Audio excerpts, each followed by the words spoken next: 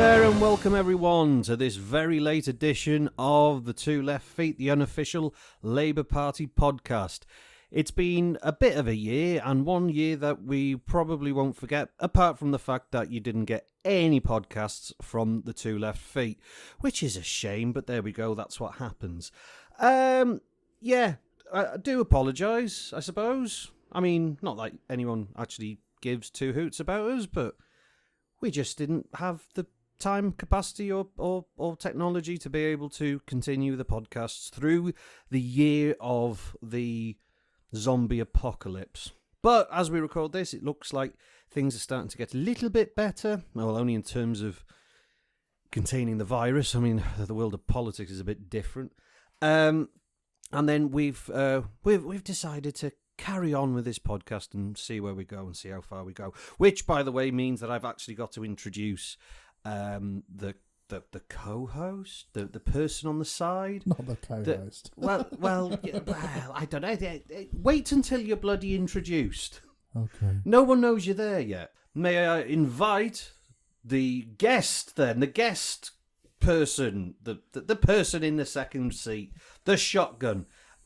He is your friendly local neighbourhood councillor, Mr. Jabez Oakes. Hello. Hi. Yeah, now you can speak. Hi. Now you can speak. Would you like to say to the listeners about the pen that you had off me the other day? Yes. Sorry. The one that you stole. I'm using it now to make notes on the Yes. podcast because this is all prepared, obviously, not made up. No. We don't but, do this on the fly. We never do. But it's an USDAW. Is it USDAW or USDAW? USDAW. It's USDAW, yeah. USDAW. And it just reminds everyone should just join a union after this year. It's so important just to be part of a union. Why, Jay? Why is it important? Because I mean, let's get on with the sales straight away on the top. First show in 2021. First show in a nearly 12-month period while this zombie apocalypse has been going on all around us. Why ever would anyone want to join a bloody union? Because in times of stress, especially when... I thought you were going to start singing then. I thought you were in times of trouble. In times of stress, Mother when Mary everyone doesn't sing to me. In times of stress, when everyone doesn't quite know what's going on, it's always useful to have just someone who's a bit neutral, someone who's a bit involved in an employment difficulty you're having, just to give you some advice. That's why I've always found unions useful. All right. But it's also useful to be part of, a group of workers to make sure... I can hear you clicking that pen. I know. So they've got reasons. If you click the pen, Yes. It's got reasons for why you should join the union. Oh, go on. So- on the pen. Yeah, so join USDAW today. Time for better pay. Oh. £10 per hour. Apart from... Well, actually, that's gone now. What is it now? Well, Momentum have decided amongst their cabal that a £15 an hour minimum wage is required. Yeah, I agree. That was announced this week. Minimum 16-hour contracts. That'll be hard. That'll be difficult. And then right to normal hours contract. What does that mean? Possibly means 30 hours plus. I think so. Yeah. Or so sort of like 9 to 5 sort of thing. Yeah, the 16 hours there. Just go back to the 16 hours thing. I have always, as an employer, struggled to get some people onto contracts. Period. Oh, and, yeah. And 16 hours is a significant number because, and I understand why, as they were saying, a minimum of 16, because a minimum of 16 is anything below. Basically, there's more entitlements to various benefits if you work less than 16 hours. Yes.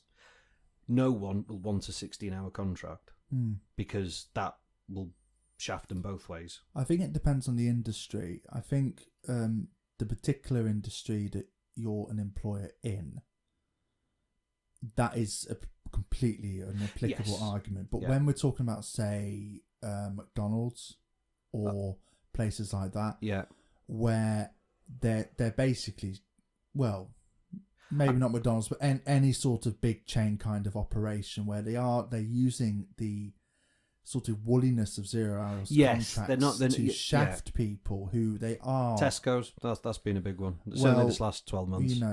Well, any sort of big chain. I think,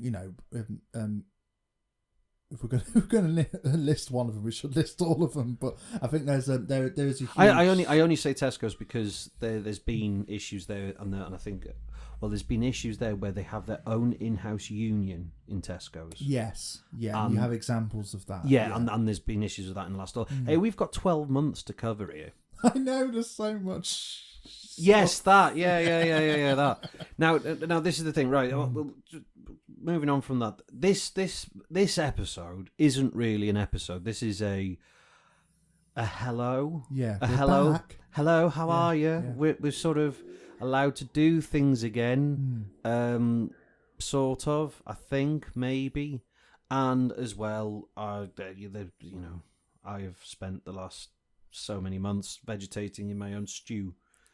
Lovely image. Yeah, but to be fair, I mean, you stay at home, don't do anything, don't go anywhere, don't talk to people, don't do anything unless it's on Zoom. And I've got tired of Zoom. I got tired of Zoom after the first lockdown. Well, I think that's possibly why there's been a delay to the podcast, because another bloody Zoom. Yeah. And it just gets in the way, doesn't it? And as well, the equipment I've got in my office is I just use the microphone that I'm using now to do the Zoom meetings with. Yeah. So then I've got to unplug to redo and plod them, and then go back onto the podcast software. Now, okay, it sounds a lot, but for me, where I'm not really an office person. Yeah. I come in, do what I need to do, and I go away. I have resented Zoom all the way through these, because it's suddenly turned into the room where I've been drunk the most. That's interesting. Because you just, you get invited, oh, it's a Zoom party. Oh, we're going to do this. We're going to do a quiz. And we're going to do... And then you just go, oh, please, God, no more. No more, please. That's interesting, because I haven't had really any sort of social Zoom. No one...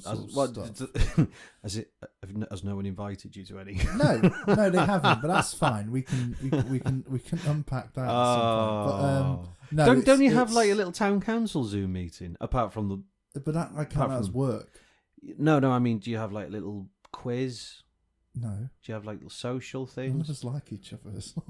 Oh. Or they don't seem to like me anyway. I think they're all great. I thought you were well liked amongst that little group. Oh, absolutely not. Were you annoying?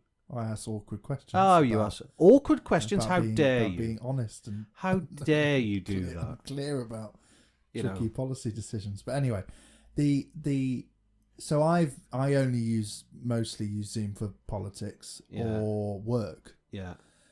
So it just becomes another thing you have to do. And well, how do you feel about? I suppose you don't have it in your right. For anyone listening out there, take a drink, because anytime that Jabez says, "How do you feel?" which will be quite often, it's two fingers from your glass. How do you feel? Well, how do you feel about this situation? Yes, go on. How do I feel? How do you feel about this becoming the new normal? Oh God, no! Shoot me now. It can't, can it? No. Yeah, and I think there's a big push by some people, especially in the work environment. Yeah, because because it's cheaper. It's cheaper than hiring a room. Yeah, and I've heard this argument where it's so much cheaper to have a workforce sat in their homes with a desktop and whatever and a headphone set and blah blah than having them travel in. Yeah. And I think places like London, it's massive for a lot of people, because I don't think a lot of people actually want to travel into London every day. No. So if they can live in a nice part of the country and still do that work, fine, there's a benefit there. But for, I don't know, say in a rural town in, say North Wales, your ability to travel 2 miles down the road to another part of, a rural part of North Wales to do your job, it's insignificant. And if anything, in a very rural part of North Wales, it's quite nice to go see people. Yeah, well, it's a change of scenery. It's a change of scenery, so it doesn't... minor change of scenery. Yeah. So possibly it might be more productive for city workers or people who work in that sort of massively populated, congested areas. Yes, it'll be a massive benefit for them. But for other areas of the country, no. But, and it depends of the kind of household you have as well. What do you mean? Well, for me, for example, my office is my lounge. I don't have another office. I don't have another room where I do my work. I think it could have. Are you having a dig at me though? No, I've got 2 rooms. Dav, as from what I can remember, has a lovely office. And it's something I actually am quite jealous of. Oh, thank you. No, for younger people, especially, I think, who are living, they're getting on the sort of property sort of thing. Ladder. That's yes. it. You climb it, don't you? Well, or yes. You're meant to be able to yes, climb it. meant to be able to climb it, but someone's put grease on those little balls, haven't they? I think they've removed the ladder, but it's not. Do you know what ladder they use for the property for property ladders now? It's the same one that Wile E. Coyote uses in an Acme. That's it, yeah, an Acme ladder, yeah. One that splits down the middle and turns into stilts. That's in your head now. That's just an image in your head. Yeah, not to get bogged down on everything, because another thing we've sort of agreed is that those initial podcasts did take quite a long time. They were about, an hour and a half, some of them. They were very long, and I know some of you didn't have the time to listen to that kind of length podcast, especially with us 2 rabbiting on. So, going forward, we are going to keep these podcasts as short and sweet as possible. Well, certainly short. Yeah, not. And then the idea being that they will be easier to edit on my part, easier to upload because I have rubbish internet connection for some. Is that because you live in a rural area? No. It's because my broadband provider doesn't piggyback off the BT hubs. They piggyback off another one, and I can't remember which one. They haven't installed superfast broadband in the cabinets. If only we adopted a public broadcast broadband network like America are doing. Yes. Do you mean the one we scoffed at last year? Yeah. Yeah.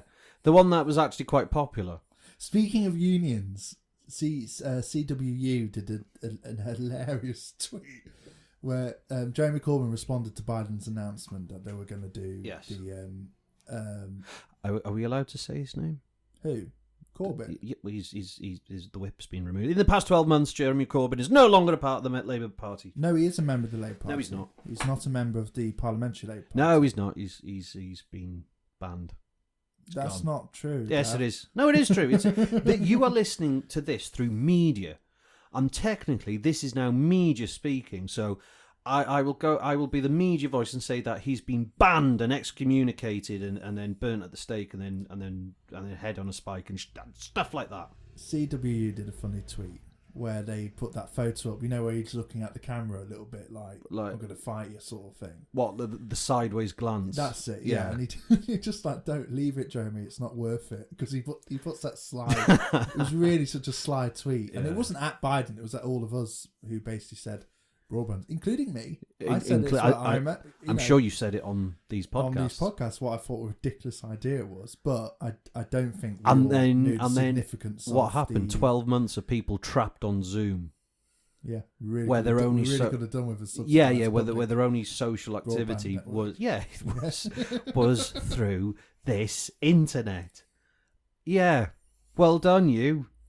So, but speaking of the last 12 months, I mean, let's quickly catch up on the events of the last 12 months. Oh, gosh. Okay. So, yes, the Keir Starmer's first year. I think the last podcast we did was the appointment and the dawn of the Starmer. That was the last. I'm sure that was the last podcast we did. And basically, we decided that we would give him a year, as other previous leaders were given a year before people started rebelling. Now, given that you said on this podcast all of 12 months and whatever ago that you supported Mr. Starmer's position as leader. Voted for him. Yeah. Yes, yeah, because he said things that you liked at the time. How do you think he's going? How do you feel that it's going? That's a huge question. And you wanted short podcasts.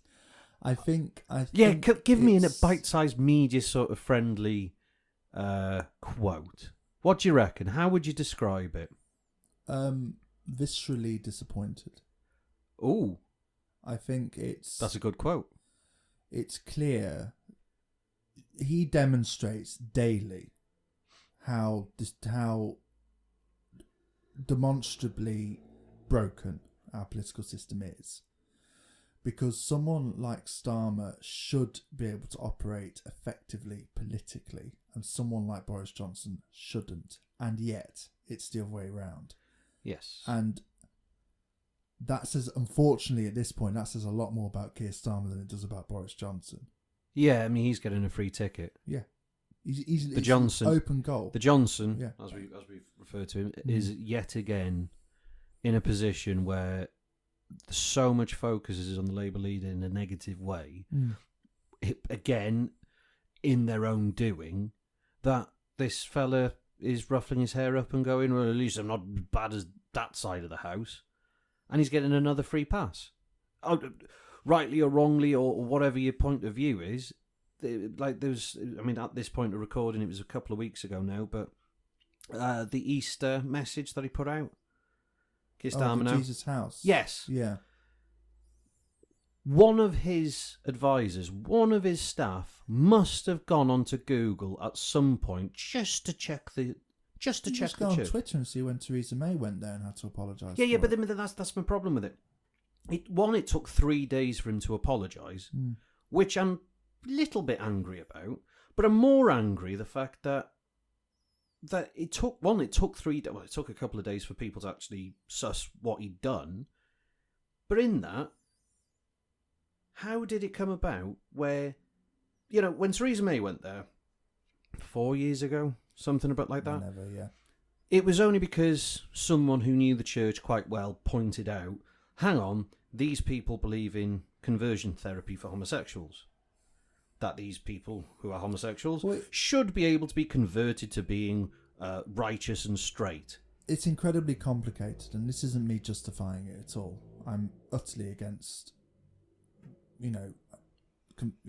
obviously it's just horrific, that idea that you can convert someone. The Jesus House is not the only church that says these kind of things. No, absolutely. And an interesting point was raised that which church could he have gone to? which probably a Quaker one. Not all of them, but he could have gone to a Welsh capel. I know he'd been all right there. Yeah. Anyway, no. Besides that point, it's the fact that it was the same church. Yes, you're absolutely right. Because anyone who is on his staff could have, and at that point, it's not now, but certainly about 36 hours after, I know I did. I Googled the church. Yeah, and one of the top sort of returns on the search engine was Theresa May's visit. It was third on the list by that point, only beaten by Keir Starmer's 2 links to whichever news websites. Which means that if you'd have Googled that Easter Sunday, I think it went out, that means it would have been the top news or the top returned search for that church. Yeah. Not that I wanted to rhyme there, but I did. But then any one of his staff could have just gone, quick search on that, quick background check. And they didn't. So either he has incompetent staff around him, or he has saboteurs. Well, it just demonstrates. I mean, maybe he does have some. Well, let's not get all Jeremy Corbyn. No, but I think the. Yeah, but if there's still the same staff there, surely. But it shows a lack of care, and it just like, we must make an announcement about a good church that does good things on Easter Sunday because it's and it's like, sorry, can't you do a bit more research than that? rather than just picking some church out. That's what it feels like. For a Christian, which I am, it makes... Are you? Yes, I'm a Quaker. Oh, that's where I got the Quaker idea from. It's that's you. Yeah, Quaker Oats. Yes, Quaker Oats. Very funny. Yeah, but you can't wear a kilt like that, to be fair. I didn't know you were one of them. Religious types. Didn't I you knew that? Did I? Yeah, possibly. I try and ignore it. That's it. I try and think better of you than to believe in imaginary ghost people. It's complicated. Everyone's religion or beliefs are complicated, but this was simplified. This was like, oh, let's just go outside a church and say how wonderful it is. And actually, no, it's a bit more complicated than that. And Easter's complicated. And don't just do this. But all politicians do this now, don't they? They do a big, You do realise he looked like a complete sociopath after that apology. Why? He looked like a sociopath because it took 3 days for him to do it. And it was only after... I mean, it's one of those things. If he'd have done it like immediately, like the next day, before everyone got hot about it, it'd have been, he's realised, he's done a search, it's come up, he's apologised quickly. Fine. It took 3... And this is what I said, I'm more angry about this. It took 3 days for it to circle round that, hang on, he went to which church? And then for it to... But surely that means the whole thing should annoy you, because... Well, the whole thing does annoy me. Yes, because to the point where I'm slightly angry, to be fair. They've just picked a church out of the hat and said, let's go to a church because it's Easter Sunday. It turned out it was a church who had incredibly troubling views about a large section of society. Yeah. And we're a progressive party and all of that sort of stuff. And then it takes him 3 days to apologise. Only when he... How little does he care? I don't know about his messaging. No. That's my problem. I mean, you might say, it's difficult, sort of flippantly saying, he must not care, he must not do. Whether he does or he doesn't, I don't know. I'd like to believe that he does sort of have caring views somewhere. I think he cares about something. Something, yeah. I want to sort of, but the problem is this for me looked like from the outside. Oh my God, he's a sociopath. He's been told to feel bad about this. He's been told that this was wrong. He's been told that this is a point where you should be apologising for this. And he's gone, okay, and apologised for it. Now, I did.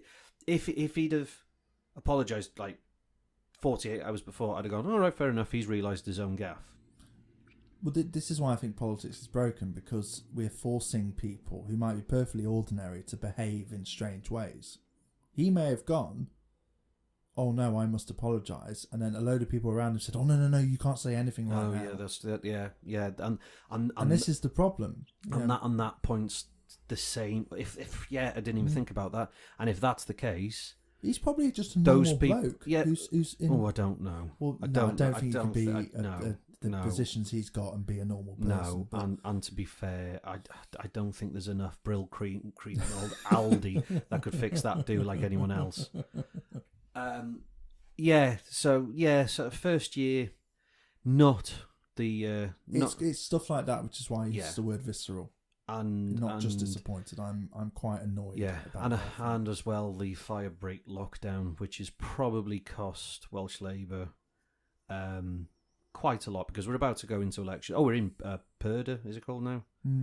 We're about to go into Welsh Assembly, Senedd election, now, and there's a lot of anger over that firebreak lockdown, which was basically forced on from above from the leadership of the whole party. Or either through political. Well, it started from the dispatch box in Westminster. Yeah, where Starmer was saying we should have you should have a firebreak. And it was pointed out quite quickly, well, you have a government within the United Kingdom that isn't yet, and within about a day or two after, suddenly Mark Drakeford is now, oh no, we've got to do a firebreak. And I just felt, he's been lent on from the office of the leadership to do that, now to the detriment of the Welsh Labour government. Because that has caused so much anger and continues to, because everyone says, what was the point in that? That was really expensive. it did nothing. It's part of a huger discussion, isn't it, about the effectiveness of lockdowns and whether it was worth doing holistically. I'm being very careful not to say that we shouldn't have done it because it saved lives, because I do think on balance maybe we should, but there's a bigger discussion to be had. But I think you're right that it made us look bungling. It made us look incompetent when, on the whole, the Welsh government up to that haven't point, been incompetent. No, up to that point. Up to that point in October, so that's what you're saying. You're saying that because he was lent on, it forced him to do something that he didn't want to do. I think I agree with that. And I think all of the Welsh Labour government in the Senedd in Cardiff were sort of, they had to go along with it almost. They were put in a position where, well, you have to. I mean, the leader of the party's just said that you should. And it's based on science and blah, blah, blah. And then eventually it didn't work. And it didn't work, not because the idea of it didn't work. It's that it wasn't done in conjunction with the rest of... Yeah, the execution. Yeah. Rather than the theory, yeah. Yeah, and because England went the month after, and then we was... And then I know from my side of it, in October, November, where we were down for 3 weeks, England was still open, so a lot of people for their nightlife entertainment just went across the border. Oh, I had friends who did. Yeah, went to Liverpool, Chester, Manchester, all the uni students, and uni students' mates who live around here, they went to... Well, I'm not, maybe I sound like a bad person saying this, and I don't know, but it definitely enters my mind, why wouldn't I go and go across the border? And I didn't, because I've got circumstances which mean it would have been really stupid to do that. I didn't, because I wasn't invited by anyone. I know. Well, at least you had your virtual Zoom social Zoom meetings. Anyway, but the 3 weeks afterwards, when we were then open, and then they were closed for November, all the uni students came back. All of their friends, everyone came up. There were people travelling then from Chester and places across the border into Wales then. And I just thought, that's ridiculous. You just spent so much money to try and prevent the spread of this virus, and then you've put a situation where you're spreading the virus horrifically. And then you saw the spike then. That spike at Christmas was a result of that, and obviously Christmas itself, everyone, getting squiffy. But anyway, that was that. And then now, vaccine, everyone's getting vaccinated, and it's plummeting, and things are opening up again, and hopefully that'll be it. Yeah. Maybe, I mean, obviously, I think that is the continental parts of Europe still quite bad at this point. It's looking quite hairy. They've made some they've supply issues, and they've also made some bad decisions. They have made some horrific bad decisions, and which again makes the Johnson look good. I mean, not that. Sorry, I'm by accident. By default, he looks better, and I'm just going, oh God, really? I mean, we should 130,000 people dead. I mean, we should get into that and how he can still look good despite everything. It's a big topic, and it's interesting. And he will, because he is a showman. Yeah. He will will. Right, anyway, moving on from the deadly virus onto, because we haven't got long left. Oh, we're already on half an hour now. Quickly, so just quickly before we wrap up this introductory hello, just the year in review. So one of the and might have to either censor myself. I'm not going to swear on this one, but the removal of President Pig from the White House. Yeah, he's gone. He's gone, and that's a good thing. The damage he's left behind. That was a great choice in that election. Which nearly dead politician do you want to run the biggest country in the world? Well, not the biggest country. He's got a lot of experience, and he's not Trump. That's why a lot of people vote for it, and I think that's the wrong attitude. It's always the wrong attitude, but the damage he's, again, not to start another conversation near the end, but the damage that Trump has done and the people around him have done will last for a generation. It's almost irrelevant who the next person is. Well, maybe they will make America great again. Again. Because we'll see about that one. Last 12 months, what else has happened? Christmas happened. Tends to every 12 months. Yeah. Well, Christmas occurred. It didn't happen. Yes, that's true. Baby Jesus was reborn twice. No, that's not how that works. Isn't it? No, that's not. Oh, you religious he's people. Not born every Christmas. You religious people. Hang on, no. I've seen the manger every Christmas. I've seen the manger. It comes out every year, and it's a different baby in it. So and then 3 months later they kill the baby. Is that how it works? Something like that. Pinning it to a church door in Ireland or something like that. Can you imagine if that was the actual religion? Well, isn't that what Oliver Cromwell did? He did do that, didn't he? Oh yes, that's. Am I gonna have to make a note? No, because that's a brilliant segue. I thought into again Northern Ireland. That's all kicking off again. Yes, the thing that every expert said would happen has happened. Has happened. Yes. Yeah. We're going to be getting a lot of that over the next couple of months, I think. Do you think? Yeah, lots of people saying, "Well, the thing we thought was going to happen has happened." Yeah. But how do you feel that taking back control is going? How do you feel about that? Well, I feel less in control, but that's just my personal life. Okay. I think it's if I was being really fair about Brexit, I would be saying, well, the pandemic has gotten in the way of a lot of it, hasn't it? But that would just be objectively ridiculous. The way it's gone has been horrible and ridiculous for many in our economy who are now struggling because of Brexit. I don't think that's hit yet. I don't think we're anywhere near that. I think there's been a buffer year. Yeah, that's true. Where a lot of it has been the pandemic. And here's the thing. It will be the pandemic for the next 3-4 years. Which the Tories will bounce on. It will not be Brexit. Yeah. It will not be it. It will nothing to do with it. Nope, nothing to do with it. That's the pandemic. Is that your view? Or is that is how I would play it if I was them. Right, I see, yeah. And because that just...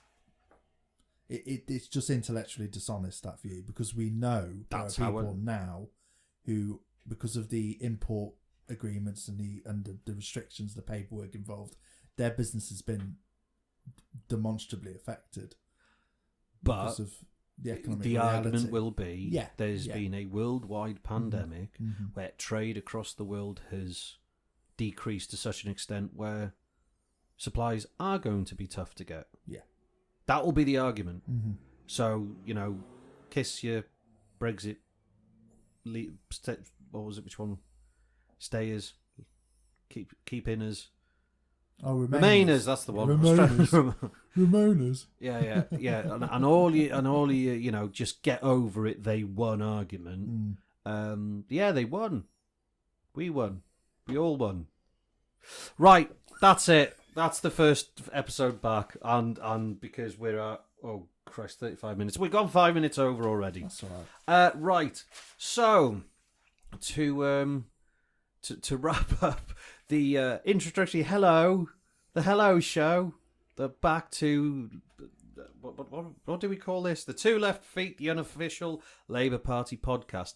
If you want to get in touch to us, to drop a message, say how you completely dislike Jay and love me, or or whether you disagree with Jay or agree with me. Invite me to any virtual Zoom. No, invite Chart to any virtual Zoom. No. You can get in touch with us on email. It's labourpod@gmail.com. Twitter is @labourpod. Facebook @labourpod again. Or search Two Left Feet on Podbean, which is our platform. But hopefully we'll get a few more podcast platforms out there before long. Possibly when I figure out how to do that. The big one being, iPad. iTunes, that's the one. Thank you, Jay. The iTunes and things like that. But hopefully we'll get there. But we will need to do a little bit more consistent episodes. So like, share and subscribe on any of the... By the way, I didn't tell you one thing that's happened in the last year is I've had a tooth out. I've had a great big tooth in the back of me. Oh gosh. And so every now and then I have to do that because I mean it was big. It was really it was massive. The size of It was the size of a golf ball, but not the sort of width of a golf ball. The height of a golf ball. Right. Actually, the height is the width, but you know what I mean. Anyway, right, humanoids, we'll see you on the next episode. Hopefully we'll have a weekly episode for you. So until next time, farewell, goodbye, say goodbye, Jane. Bye.